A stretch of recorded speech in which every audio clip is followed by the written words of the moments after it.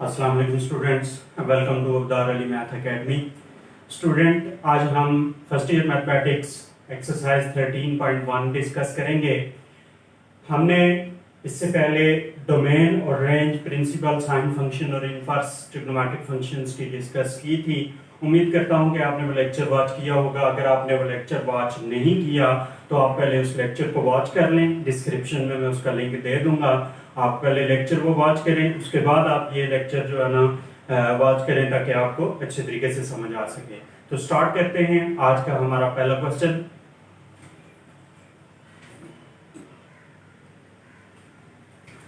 हमारा पहला क्वेश्चन है एवलुएट विदाउट यूजिंग टेबल्स और कैलकुलेटर। कैलकुलेटर को भी यूज नहीं करना है और टेबल्स को भी यूज नहीं करना है और उनकी वैल्यूज निकालनी है। टेबल्स या कैलकुलेटर के यूज से मुराद ये है कि आपने डायरेक्टली इसकी वैल्यू यहाँ से फाइंड नहीं करनी है। तो फिर हम किस तरह उसकी वैल्यू फाइंड करेंगे?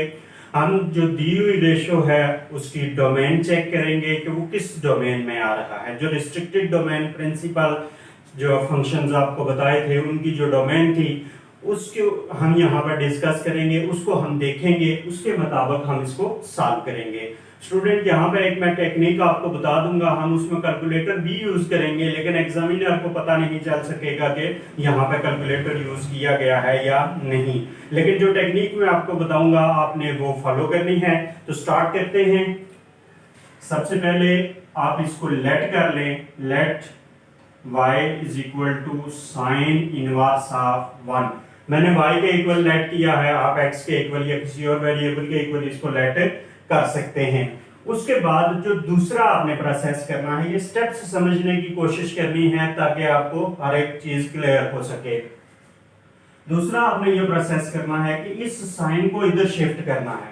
स्टूडेंट, जब हम किसी भी ट्रिग्नोमेट्रिक रेशियो को एक साइड से दूसरी साइड पे लेके जाते हैं तो उसकी पावर चेंज हो जाती है। अगर नेगेटिव है उसकी पावर तो वो पॉजिटिव में आ जाती है और अगर पॉजिटिव है तो नेगेटिव में आ जाती है। जैसे ये -1 है पावर, तो इधर आगे +1 हो जाएगी और +1 को हम लिखते नहीं है, जस्ट साइन लिखेंगे। तो जब आप इसको इधर शिफ्ट करेंगे तो ये बन जाएगी साइन y इक्वल टू 1। अब जो y की वैल्यू है वो किस चीज से ली जाएगी? तो हमारे पास 1 के इक्वल आएगी, हमारे पास उसकी डोमेन बन जाएगी -π/2 से π/2 तक। यहां पे हमारे पास जो वेरिएबल दिया गया है वो y है, जो एंगल दिया गया है वो y है, तो हम यहाँ पर y को रख लेंगे। अब इन दो जो है ना एंगल्स के दरमियान हमारे पास डोमेन इसकी आ जाएगी। बेसिकली ये जो स्टेप मैंने लिखा है यही हमारे पास मेन स्टेप है इसको सॉल्व करने के लिए। मेन स्टेप हमारे पास यही है। ये लिखने का मकसद सिर्फ और सिर्फ इसकी ताकि हम डोमेन लिख सकें। ये डोमेन लिखना जरूरी है ताकि ये चीज कंफर्म हो सके कि आपने कैलकुलेटर या टेबल का यूज नहीं किया बल्कि डोमेन का यूज करके आपने उसकी वैल्यू फाइंड की है। उसके बाद implies that y is equal to, आपने इसी नंबर को देखना है, इसी जो इक्वेशन बनी हुई है उसी को देख के सॉल्व करना है। कैसे सॉल्व करेंगे? यहां पे आप कैलकुलेटर पे साइन इनवर्स ले लें।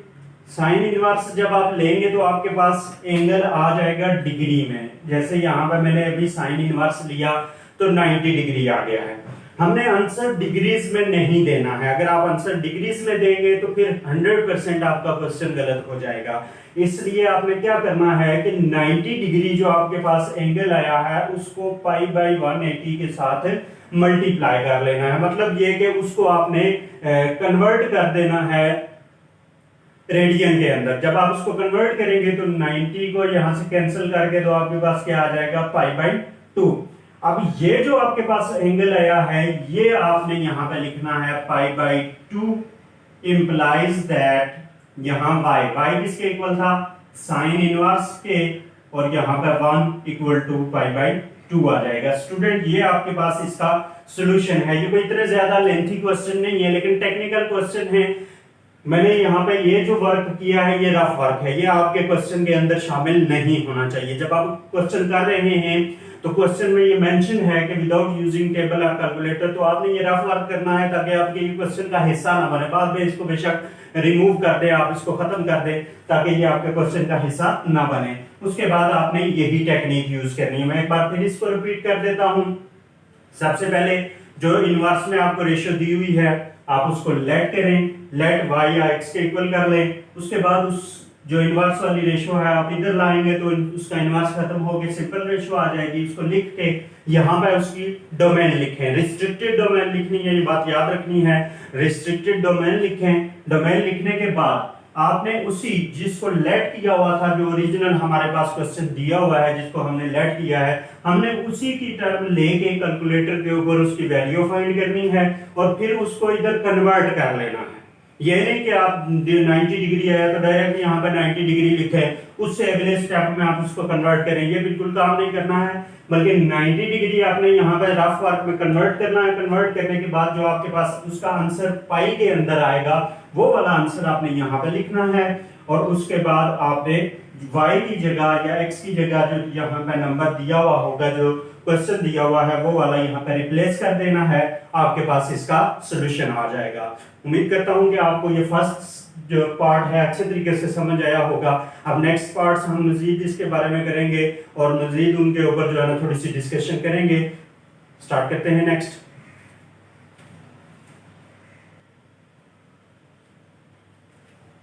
स्टूडेंट नेक्स्ट मैंने यहाँ 3-4 पार्ट्स लिख लिए हैं। थर्ड पार्ट लिखा है, 4 लिखा है, उसके बाद 7 पार्ट्स लिखा है। क्वेश्चन नंबर 1 के ये मैंने 3 पार्ट आपके सामने लिखे हैं। अब हम इनको बारी बारी सॉल्व करेंगे और वही टेक्निक्स जो मैंने प्रीवियस क्वेश्चन में यूज की हैं फर्स्ट पार्ट में, उन्हीं को यूज करेंगे। स्टार्ट करते हैं। किस तरह यूज करेंगे? सबसे पहले आपने ये काम करना है कि इनको लेट कर लेना है। पहले इसको हम लेट करते हैं। y is equal to cos inverse of square root 3/2। उसके बाद मैंने ये कहा था कि आप कॉस वाली टर्म जो इनवर्स वाली है उसको इधर शिफ्ट करेंगे, तो इसको हमने इधर शिफ्ट किया, इधर इनवर्स था तो इधर कॉस ऑफ y हो जाएगा इक्वल टू स्क्वायर रूट 3/2 आ जाएगा। अब यहाँ पे आप इसकी डोमेन लिख लें। डोमेन इसकी कॉस की डोमेन 0 से पाई तक होती है। एंगल यहाँ पे हमारे पास y है। मैंने कहा था जो इंडिपेंडेंट वेरिएबल होगा वो डोमेन में लिखेंगे। इंडिपेंडेंट वेरिएबल y है तो हम यहाँ पर उसकी डोमेन लिख देते हैं 0 से पाई तक। मतलब ये कि 0 डिग्री से लेकर पाई तक 180 डिग्री तक कोई भी एंगल हमारे पास यहाँ पर इसके सॉल्यूशन में आ सकता है। उसके बाद आपने इस वाले स्टेप को यूज करते हुए यहाँ पे लिखना है कि implies that cos inverse of square root 3/2 आप कैलकुलेटर पे उसकी वैल्यू लेंगे तो वो आपके पास आ जाएगी 30 डिग्री। स्टूडेंट ये बात याद रखेंगे, वो आपके पास 30 डिग्री आएगी। मैं इधर छोटा सा इसका रफ वर्क कर देता हूँ।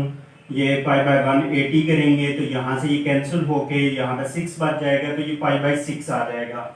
मतलब ये कि जो आपके पास आएगा y इक्वल टू, आपने इसको जस्ट इसके लिए लिखना है, बाकी सॉल्यूशन हमारा यही है। y इज इक्वल टू ये cos इनवर्स की हमने वैल्यू फाइंड की है, वो है pi by 6। Implies that y की जगह आप ये वैल्यू पुट करें क्योंकि y इसके इक्वल है तो हम लिखेंगे cos inverse of square root 3/2 और यहाँ पे आ जाएगा पाई बाय 6। स्टूडेंट ये हमारे पास थर्ड पार्ट था। उम्मीद करता हूं कि आपको अच्छे से समझ आई होगी। अब हम नेक्स्ट फोर्थ पार्ट की तरफ मूव करेंगे, लेकिन उससे पहले आप इसको एक बुक देख लें। अगर कहीं पर कोई प्रॉब्लम नजर आती है तो आप पूछ सकते हैं।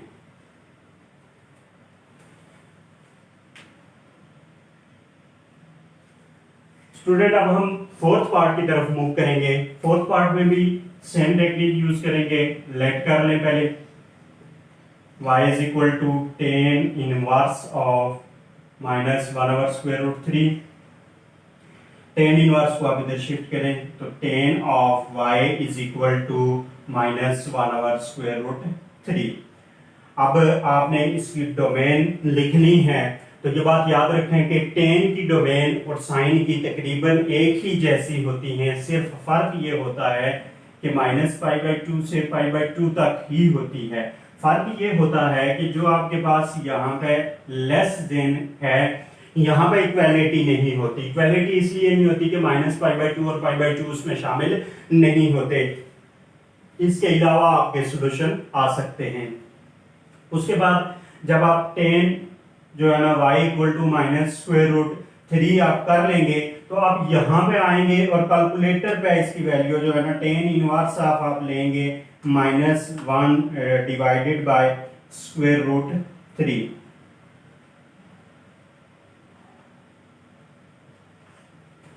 ये आपके पास जो टर्म है आप उसको लेंगे, लेकिन एक बात मैं पहले बता दूं कि -1/√3 जब आप उसकी वैल्यू ले रहे हैं तो उस वक्त आपने ये काम करना है कि जो माइनस का साइन है ये एंगल के साथ बरकरार रहेगा। ये जब आप सोल्यूशन उसका लिखेंगे तो ये साथ आपके पास उसका सोल्यूशन आ जाएगा। तो यहाँ पे हम लिखते हैं y इक्वल टू माइनस, यहाँ पे हमारे पास आ रहा है 60 डिग्री, 1/√3 जो है वहां हमारे पास 60 डिग्री आता है।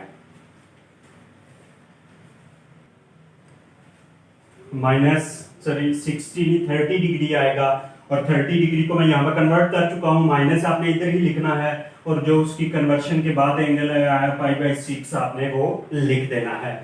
सबसे पहली बात ये कि आपने टेन इनवर्स ऑफ माइनस, अगर आप माइनस साथ नहीं भी लिखते तो कोई फर्क नहीं पड़ता, आप उस माइनस को इस एंगल के साथ लिख लें, उस माइनस को रहने दें। आप टेन इनवर्स ऑफ 1/√3 लिखें और वहां पे आपका एंगल डिग्री में आ जाएगा, उस डिग्री को आप रेडियन में कन्वर्ट करें और उसकी वैल्यू लिखें। उसके बाद यहाँ पे आप उसको मेंशन कर दें, y की जगह ये वाली वैल्यू लिख दें कि y टेन इनवर्स ऑफ -1/√3 के बराबर था, जो -π/6 के बराबर आ गया है हमारे पास। तो स्टूडेंट ये हमारे पास नेक्स्ट पार्ट का सॉल्यूशन था, जिसमें हमने चंद एक टेक्निक्स यूज करते हुए उसको सॉल्व किया है। Same to same techniques use करेंगे, लेकिन यहाँ पे हमारे पास कॉट है। कॉट से मुराद ये कि अगर कोई ऐसी रेशो आ जाती है जो किसी दूसरी रेशो का इनवर्स बन रही होती है, तो हम उसको उस रेशो में कन्वर्ट करेंगे, उसके इनवर्स वाली रेशो में कन्वर्ट करेंगे। जैसे यहाँ पर टेन है, साइन है, कॉज है, ये सिंपल रेशोज थी। अगर सीकेंट, कोसिकेंट या कॉट आ जाती हैं तो उनको हम उनके रिवर्स में कन्वर्ट करेंगे। कॉट को देखें, लेट करते हैं y is equal to cot inverse of -1। Cot inverse of -1, cot को हम इधर शिफ्ट करते हैं तो cot of y is equal to -1। Cot of y बराबर होता है 1/10 के। कॉट ऑफ y 1/10 के बराबर होता है। मैं इसे यहाँ पे सिंपल लिख देता हूँ कि कॉट जो है आपके पास वो 1/10 y के बराबर होगा। और अगर मैं इसको 1/10 y लिखने के बजाय डायरेक्टली मैं ये लिख देता हूँ कि ये 10y है, 10y है, तो अगली जो हमारे पास फ्रैक्शन होगी वो उलट जाएगी।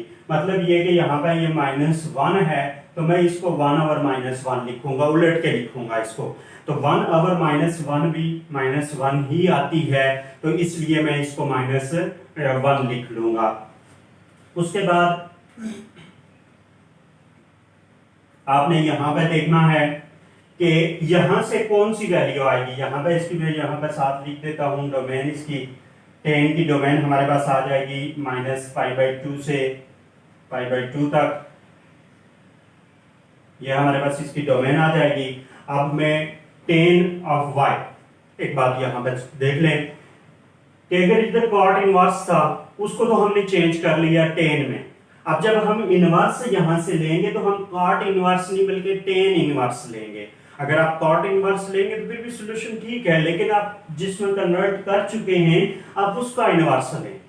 आप यहाँ पे 10 इनवर्स, 10 को अगर हम उधर शिफ्ट करते हैं तो हमारे पास आ जाएगा 10 इनवर्स ऑफ -1। तो यहाँ पे एक बात है कि y हमारे पास उसी तरह रहेगा, ये माइनस है तो माइनस उसी तरह रहेगा। अब 10 इनवर्स ऑफ 1 जो है वो हमारे पास आ जाता है π/4 के ऊपर। 10 इनवर्स ऑफ -1 हमारे पास π/4 के ऊपर आ जाता है। आप इसका यहां तक सॉल्यूशन भी मेंशन कर सकते हैं, लेकिन इससे आगे एक स्टेप हुआ है वो मैं बता देता हूं। y की जगह पे आप ये वैल्यू पुट कर लें तो cot inverse of -1 is equal to -π/4। इसको हम लिखते हैं cot inverse of -1 is equal to -π/4 जो है वो π/2 और जो है -π/2 के दरमियान में आता है। तो मैं इसको अगर ऐसे करता हूँ -π/4 और माइनस को जो है ना यहाँ पे रख लेते हैं और साथ में इसके अंदर यहाँ पे कर देता हूँ कि पाई बाई 2 है आपके पास, सॉरी बल्कि मैं इसको यहाँ पे इस तरह कन्वर्ट कर देता हूँ कि माइनस पाई बाई 4 जो है इसको पाई कर लेते हैं, तो ये हमारे पास आ जाएगा माइनस पाई प्लस 4 पाई, ये 3 पाई बाई 4 इसकी कन्वर्शन आ जाएगी। मतलब जो लिमिट हमारे पास उसकी कन्वर्शन के लिए है वो हम पाई तक जा सकते हैं, क्योंकि यहाँ पर टेन के अंदर साइन और कॉस दोनों शामिल हैं, तो इसलिए मैंने उसको उसमें कन्वर्ट किया। लेकिन आपका सोल्यूशन यहाँ तक भी सूटेबल है, आप उसको लिख सकते हैं। स्टूडेंट ये हमारे पास इसकी कन्वर्शन थी। अगर कहीं पर कोई प्रॉब्लम नजर आ रही है, कोई चीज आपको मैं थोड़ा सा फॉल्सली इसको करवाया है, अगर कहीं पे कोई प्रॉब्लम नजर आई तो आप उसको कमेंट में मेंशन कर दें, मैं क्लियर कर दूंगा। ये हमारे पास क्वेश्चन नंबर 1 के चंद एक पार्ट्स से। अब हम नेक्स्ट की तरफ मूव करते हैं।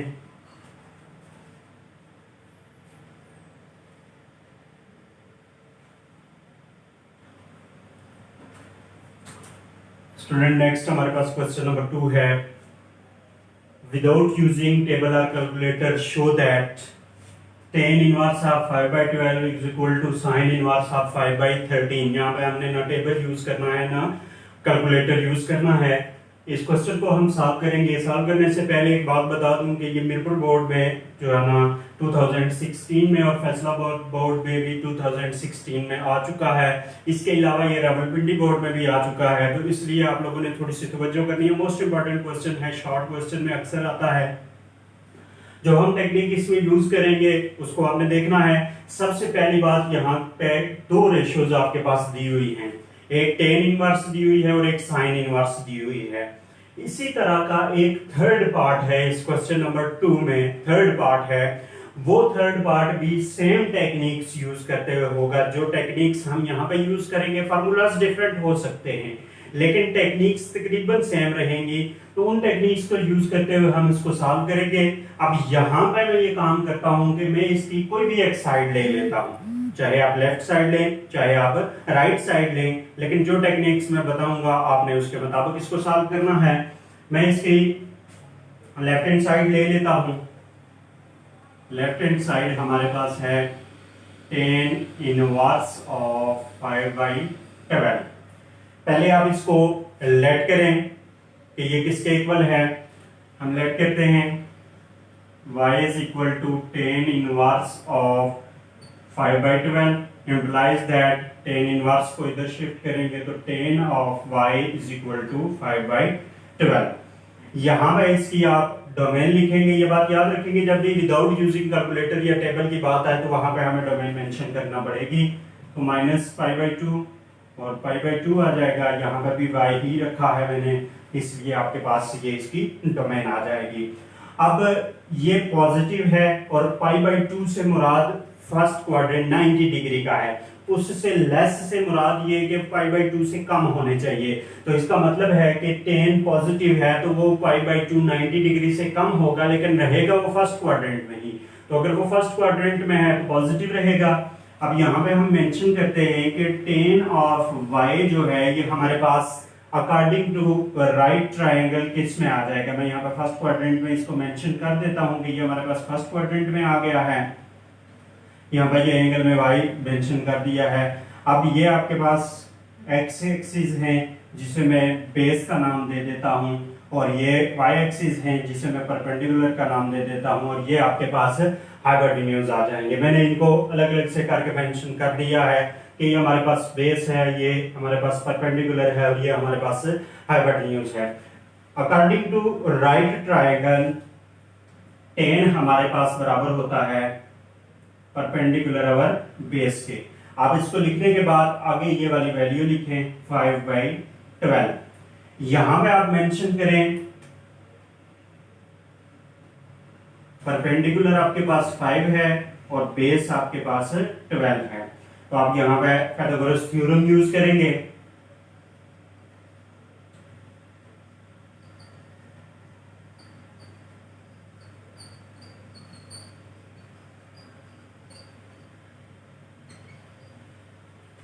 ये थ्योरम हमारे पास बनेगा hypotenuse whole square is equal to base whole square plus perpendicular whole square. अब दो वैल्यूज हमारे पास मौजूद हैं, वो हम यहाँ पर पुट करके थर्ड वैल्यू फाइंड कर लेते हैं। वो दोनों वैल्यूज जब हम यहाँ पर पुट करेंगे तो hypotenuse whole square is equal to आ जाएगा यहाँ पर बेस की जगह 12 whole square plus 5 whole square. तो ये हाइपोटेन्यूज होल स्क्वायर 144 प्लस 25, ये जस्ट कैलकुलेशन है, मैं थोड़ा सा फास्ट करूंगा, इसमें आप कर लेंगे कैलकुलेशन। ये 169 आ जाएगा, इंप्लाइज दैट। अब दोनों साइड पे आपने लेना है स्क्वायर रूट। जब आप इधर स्क्वायर रूट लेंगे तो h का स्क्वायर कैंसिल हो जाएगा, और जब आप इधर स्क्वायर रूट लेंगे तो आपके पास 13 प्लस माइनस का आ जाएगा, प्लस माइनस 13 आ जाएगा। लेकिन हाइपोटेन्यूज हमेशा पॉजिटिव होता है, इसलिए मैं इसको डायरेक्टली पॉजिटिव लिख लेता हूं। ये हमारे पास एक वैल्यू आ गई है और दो वैल्यूज हमारे पास ये ऑलरेडी मौजूद थी। स्टूडेंट, सबसे पहले स्टेप मैंने ये बताया है कि जब आपके पास इस तरह की कंडीशन आ जाए जिसमें दो ट्रिग्नोमेट्रिक रेशियोज इनवर्स में दी हुई हूं और दोनों इक्वेट हो रही हो, तो उसमें आपने ये काम करना है कि किसी एक साइड को लेके लेट कर लेना है। लेट करने के बाद आपने उसको उसकी डोमेन लिख के उसको राइट ट्रायंगल के मुताबिक कन्वर्ट करना है और पाइथागोरस थ्योरम यूज करके आपने उसकी थर्ड पार्ट फाइंड कर लेना है। जैसे यहाँ पे हमारे पास बेस और परपेंडिकुलर था, हाइपोटेन्यूज हमने फाइंड कर लिया है। उसके बाद हम इस साइड की तरफ मूव करेंगे। इस साइड की तरफ मूव करेंगे तो देखें यहाँ पे हमारे पास जब tan इनवर्स को इधर शिफ्ट किया था तो tan आया था। इसी तरह जब sin इनवर्स है तो आप इनवर्स वाली ट्रिग्नोमेट्रिक रेशियो के बजाय उसकी जो ओरिजिनल रेशियो बनती है उसको देखें, तो ओरिजिनल sin इनवर्स की sin बन जाएगी। तो हम यहाँ पे sin देखते हैं, sin y equal to according to right triangle sin बराबर हो जाएगा परपेंडिकुलर और हाइपोटेन्यूज के।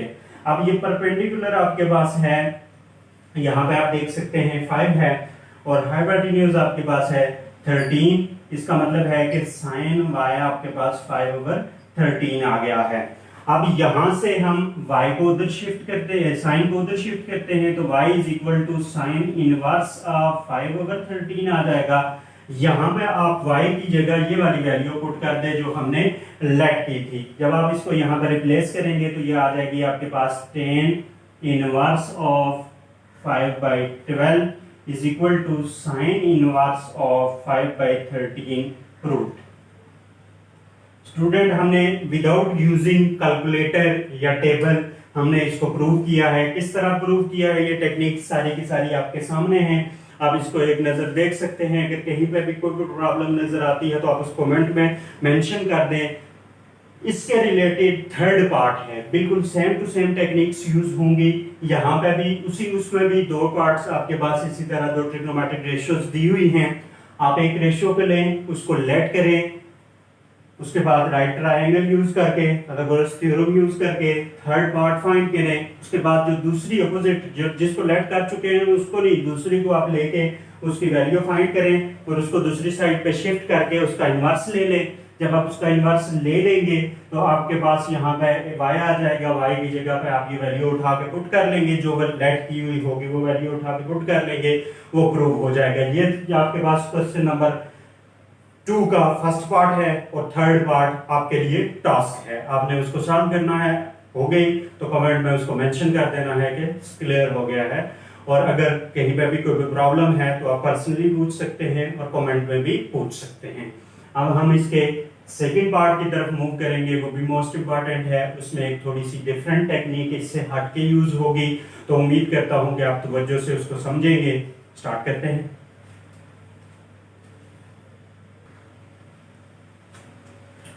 स्टूडेंट, क्वेश्चन नंबर 2 का सेकंड पार्ट है हमारे पास 2 cos inverse of 4/5 equal to sin inverse of 24/25। इस तरह का क्वेश्चन आपके पास है। अगली नेक्स्ट एक्सरसाइज में भी बिल्कुल सेम क्वेश्चंस आएंगे, सेम टू सेम टेक्निक आएगी, और जो तरीका मैं आपको बताने लगा हूं वही सेम टेक्निक आप नेक्स्ट में भी यूज कर सकते हैं। आपने इसको सॉल्व किस तरह करना है थोड़ी सी तवज्जो दीजिएगा ताकि आपको क्लियर हो सके। सबसे पहला काम आपने ये करना है, आपको मुख्तलिफ की बुक्स के ऊपर मुख्तलिफ जो नोट्स के ऊपर डिफरेंट टेक्निक्स मिल जाएंगी, लेकिन ये जो टेक्निक मैं आपको बताने लगा हूँ इस पर तवज्जो कीजिएगा। ये थोड़ी सी इजी टेक्निक है।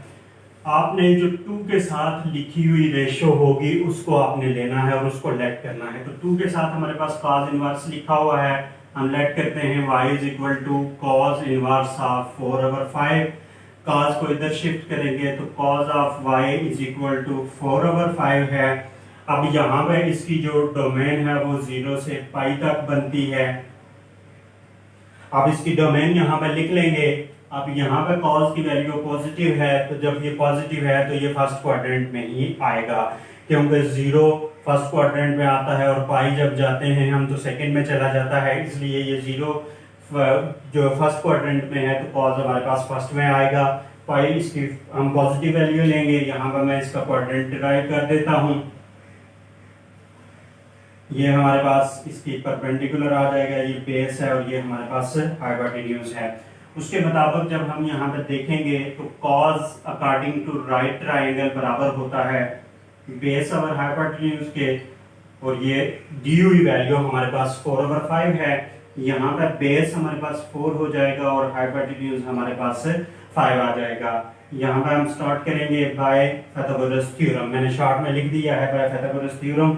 तो ये hypotenuse whole square is equal to आ जाएगा base square plus perpendicular square.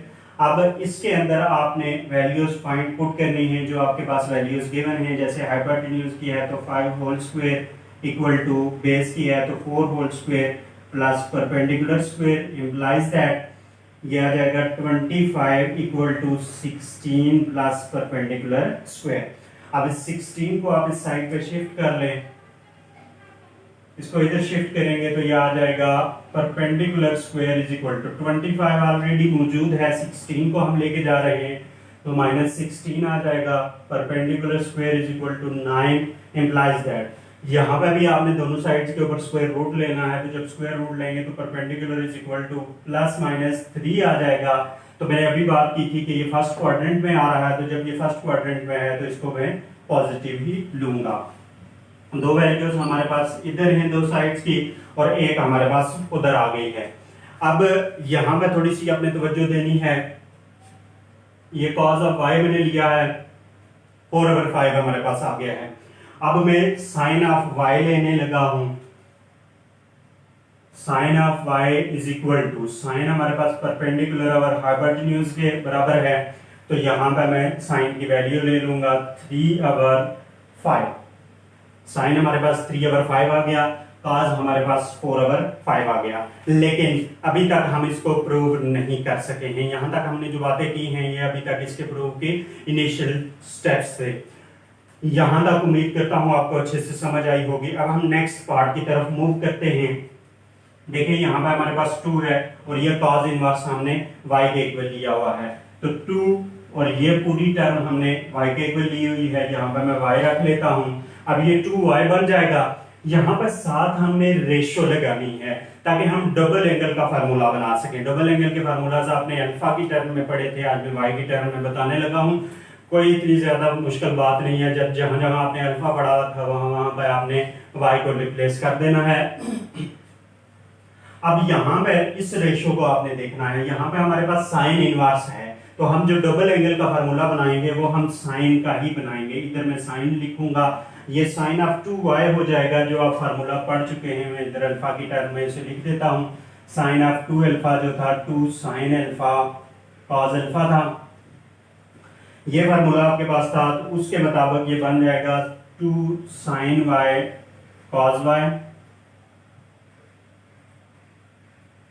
2 sine y cos y है। अब इसको आप रहने दें, साइन ऑफ 2y ही रहने दें, इक्वल टू 2। यहाँ पर साइन y की वैल्यू पुट करें 3/5 और cos y की वैल्यू पुट करें 4/5। साइन y की ये वाली वैल्यू पुट की है और cos y की ये वाली वैल्यू पुट की है। अब इनको आप सॉल्व कर लें। Sine of 2y is equal to ये 2, 3 और 4 मल्टीप्लाई होंगे। इन तीनों को मल्टीप्लाई करेंगे तो 24 डिवाइडेड बाय 5 और 5 मल्टीप्लाई होंगे क्योंकि इसका डिनोमिनेटर 1 है। 5 और 5 मल्टीप्लाई होंगे तो 25 आ जाएगा। इंप्लाइज दैट अब इस साइन को आप उधर शिफ्ट करेंगे, तो जब उधर शिफ्ट करेंगे तो ये उधर जाके इधर तो 2y बचेगा, उधर जाके ये साइन इनवर्स ऑफ 24/25 हो जाएगा। मैं यहाँ पर इसको मेंशन करने लगा हूँ। ये 2 अब y की जगह आप ये वाली वैल्यू रिप्लेस कर दें। cos inverse of 4/5 equal to sine inverse of 24/25। ये स्टूडेंट हमारे पास जो क्वेश्चन दिया हुआ था हमने इसको प्रूव कर लिया है। उम्मीद करता हूं कि आपको इसकी समझ आई होगी। इसको मैं एक बार फिर से रिपीट कर देता हूं, शॉर्टली बता देता हूं कुछ टेक्निक्स। सबसे पहले आपने ये बात याद रखनी है कि जब भी कोई दो ट्रिग्नोमेट्रिक रेशियोज इनवर्स में आ रही हों और एक साइड पे ट्रिग्नोमेट्रिक रेशियो के साथ 2 मेंशन हो, मतलब 2 उसके साथ मल्टीप्लाई हो रहा हो और दूसरी इनवर्स की रेशियो इसी तरह आ रही हो, तो जो 2 के साथ वाली रेशियो होगी उसको आप लेट करो। लेट करने के बाद आप यहाँ पे उसकी डोमेन लिख के राइट ट्रायंगल के मुताबिक आप पाइथागोरस थ्योरम के मुताबिक थर्ड पार्ट फाइंड करो। फिर उसके बाद इन क्वेश्चंस में मैक्सिमम, इन तकरीबन तमाम क्वेश्चंस में, मैक्सिमम क्वेश्चंस में हमें साइन और कॉस की वैल्यू ही चाहिए होती है। मतलब हमारे पास अगर दो एंगल हैं अल्फा और बीटा है तो हमें साइन अल्फा और कॉस अल्फा की वैल्यू चाहिए होगी, साइन बीटा और कॉस बीटा की वैल्यू चाहिए होगी। तो ये अगर हमारे पास वैल्यूज आ जाती हैं तो हम इजीली उनको फाइंड आउट कर सकते हैं। तो यहाँ पर मेरे पास कॉस की वैल्यू थी, मैंने साइन की वैल्यू उसी एंगल पे फाइंड कर लिया। उसके बाद यहाँ पे फार्मूला बनाया कैसे है वो चीज आपको बताने लगा हूँ। ये 2 था, ये पूरी टर्म y के इक्वल लेट की थी तो मैंने इसकी जगह y लिख दिया, 2y हो गया। अब इसके साथ यहाँ पे हमने रेशियो लिखनी है। रेशियो कौन सी लिखेंगे? जो लेट की हुई रेशियो है वो नहीं लिखेंगे, जो ऑपोजिट साइड पे लिखी हुई रेशियो है वो हम साथ लिखेंगे। लेकिन इधर साइन इनवर्स है तो इनवर्स वाली रेशियो नहीं, आपने सिंपल रेशियो लिखनी है, तो साइन ऑफ 2y आ जाएगा। अब डबल एंगल बन रहा है, डबल एंगल के फार्मूलाज अगर आपको याद हैं, सही तरह से प्रिपेयर आपने किए हुए हैं, तो आप यहाँ पर देखते हुए फौरन पहचान जाएंगे कि ये वाला फार्मूला हम यहाँ पर सेट कर सकते हैं। तो साइन ऑफ 2y की जगह आप यहाँ पे इसका फार्मूला लिखें, उसके बाद जो वैल्यूज आपके पास मौजूद हैं उनको पुट करने के बाद आप इसको प्रूव कर सकते हैं।